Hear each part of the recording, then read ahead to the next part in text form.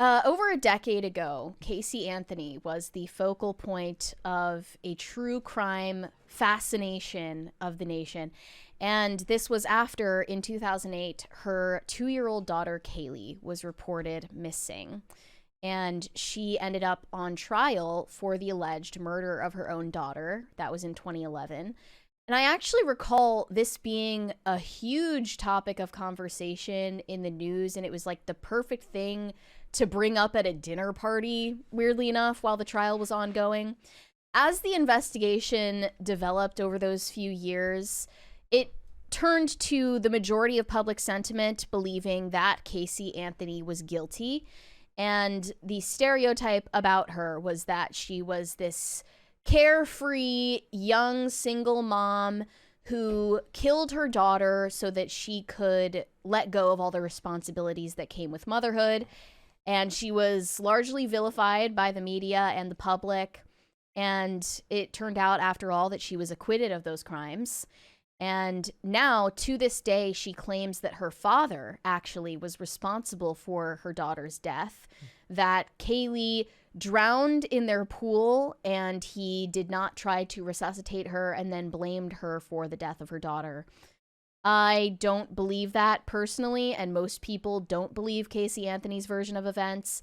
But now, only a few years after Peacock released a 3-part docuseries about Casey Anthony's side of the story, she's come back to the public eye, launched her own personal TikTok and Substack account, labeling herself as a legal advocate. This is her new gig. She's going to have to put, like, this is not legal advice on everything she says. There's a 20 there. Well, apparently it is legal advice. We have a 20 from Ashley Epps. Happy Monday, Brett and Mary. Love my background noise. I'm celebrating losing 50 pounds on a GLP-1 medicine. I know there's a lot of opinions, but I love it. I have a great doctor and go to the gym 5 times per week and count macros. Getting exercise is important. Make sure that you're staying active. You know, whatever you think of medications and stuff like this, it is obviously a very real they're talking about Ozempic, of course, or something similar to that. You know, if you're pre-diabetic especially, it's a medication that's being prescribed very widely now. But the best thing you can do on any medication is to take the additional advice that people always seem to forget when you get prescribed anything, which is like, you know, eat well. Sounds like you're changing your lifestyle in addition to taking this drug. So that's a good sign. And congrats. All right. Congratulations. Let's take a look at Casey Anthony's TikTok, a rebrand here. Here we go. Today is Saturday, March 1st, 2025. This is my first of probably many recordings on a series that I'm starting. I am a legal advocate. I am a researcher. I've been in the legal field since 2011. And in this capacity, I feel that it's necessary, if I'm going to continue to operate appropriately as a legal advocate, that I start to advocate for myself and also advocate for my daughter. For those of you who don't know, my name is Casey Anthony. My daughter is Kaylee Anthony. My parents are George and Cindy Anthony. This is not about them. This is not in response to anything that they have said or done. That's not to say that I'm not going to respond at some point to some of the things that they have said and done. The whole point of this is for me to begin to reintroduce myself. I'm doing this both personally for me, but in a professional capacity. Moving forward, the majority of what you will see will be me speaking in a professional capacity. My goal is to continue to help give a voice to people, to give people tools and resources that they can utilize so they actually know where they can turn to. So with that, please join me on Substack. If you have questions, I will set up an email address where we can correspond directly. Up until this point, that has never happened. And it's only going to be on a limited basis regarding legal issues, legal matters. One of the main reasons that I'm doing this, there are people close to me who have been targeted and attacked recently. There are also people close to me who have had some recent things occur. And when necessary, people needed to step up, myself included. So as a proponent for the LGBTQ community, for our legal community, women's rights, Wow. I feel that it's important that I use this platform that was thrust upon me and now look at it as a blessing as opposed to the curse that it has been since 2008. With that, these aren't going to be perfect. They're not going to be edited. Most of the time, they're not going to be short. But I am proverbially standing in the light, embracing this piece, still going to keep my privacy intact. So you will get very comfortable with my car, and I will explain in great detail why it's so important for people to protect their privacy. It's not just important to public figures, it's even more important to private individuals. And with the current climate in our country especially, it's that much more important, which is why I am utilizing the Substack platform. Yes, I am advertising this and publishing this on TikTok, possibly also through other meta platforms, but my intention is to separate from that and showcase even more why Substack is such an important resource for people to utilize moving forward. Anyway, I appreciate your time, and we'll see how this goes. We made the joke beforehand about desperate conservatives like latching on to just about anybody if they spout anything they kind of agree with. She's going the opposite direction here. Yeah. Which is like, she's like, well, who would have me? And you go for marginalized communities.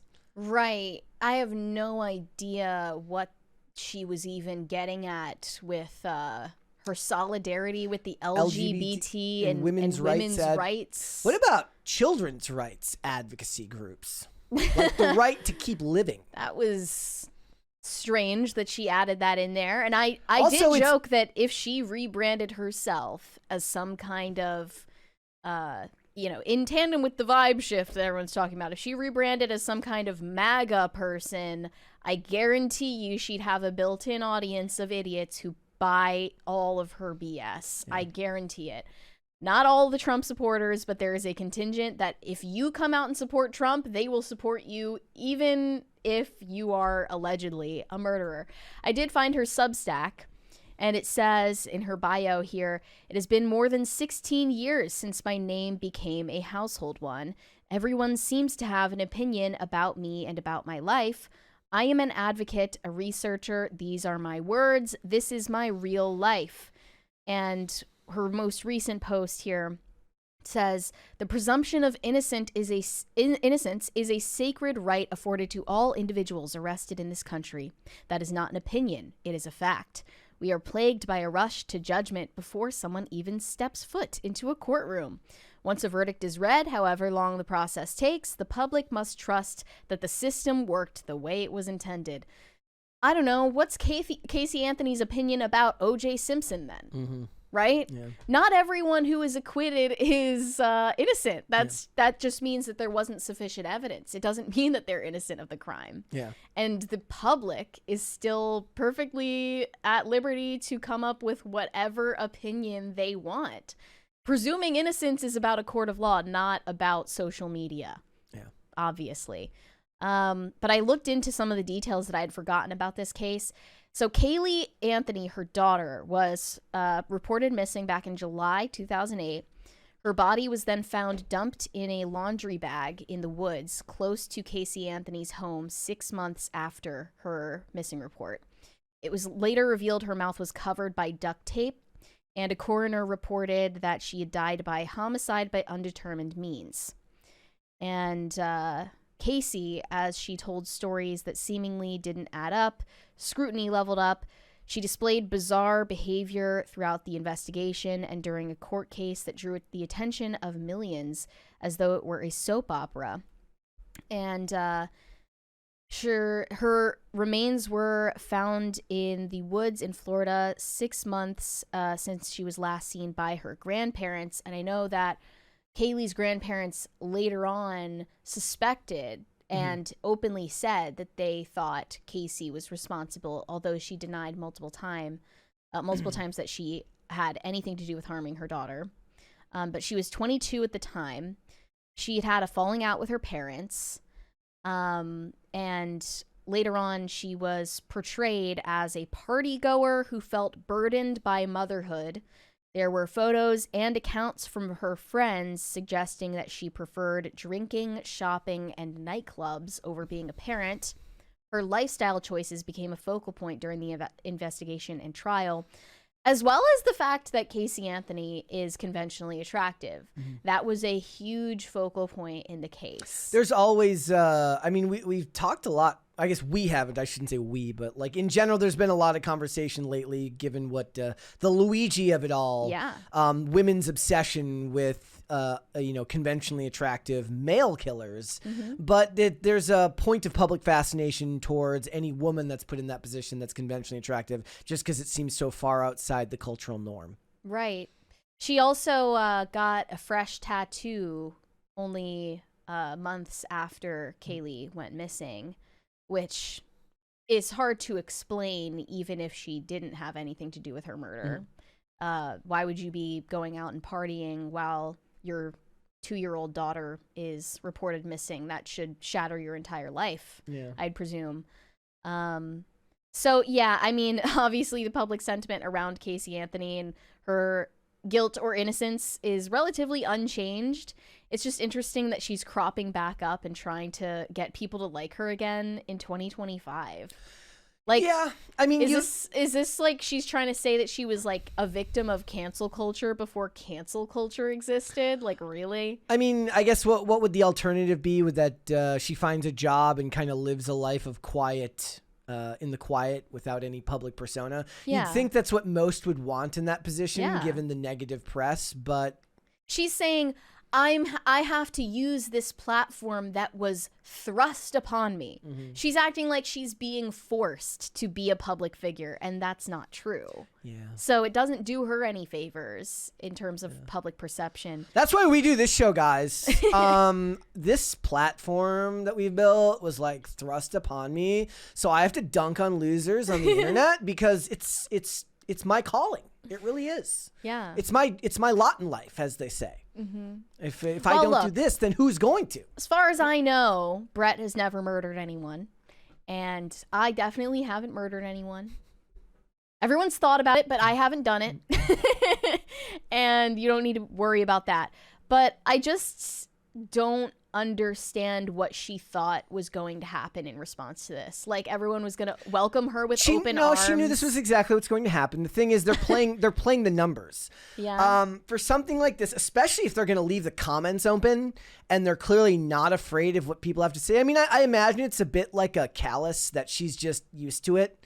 If she posts anything, it's not like she's not going to get those comments anyways.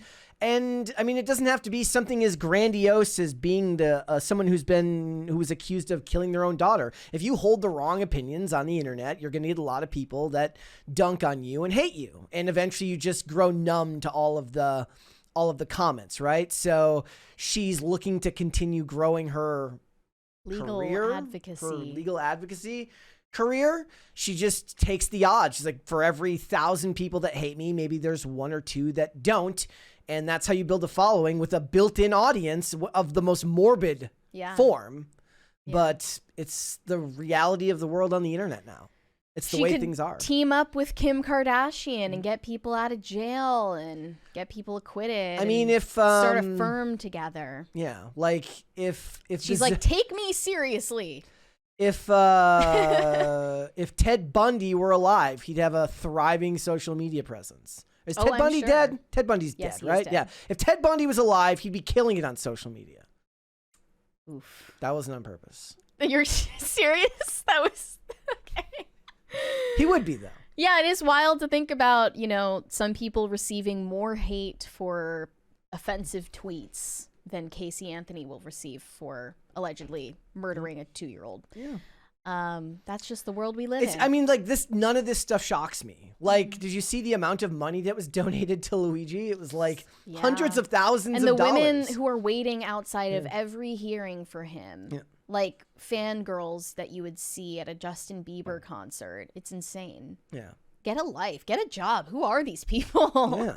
It's very sad. Well, no, here's the thing. Most of them probably have lives, and they're probably well off. They probably have laptop jobs in the 6-figure range. Trust funds. Yeah. No, I don't even think that's like, I think they have laptop like jobs in the 6-figure range, and they're bored. This is what they do on their lunch hour. I'm saying, like, they're bored, they work from home, and they've got the time on their hands to develop a weird obsession. Maybe, you know what? Maybe some of them work in medical billing. SMH my damn head. Yep. Thanks for watching. Listen to full episodes of Pop Culture Crisis on Spotify. Keep up with us on social media and make sure you subscribe and ring that bell so you never miss the show. Bye, guys.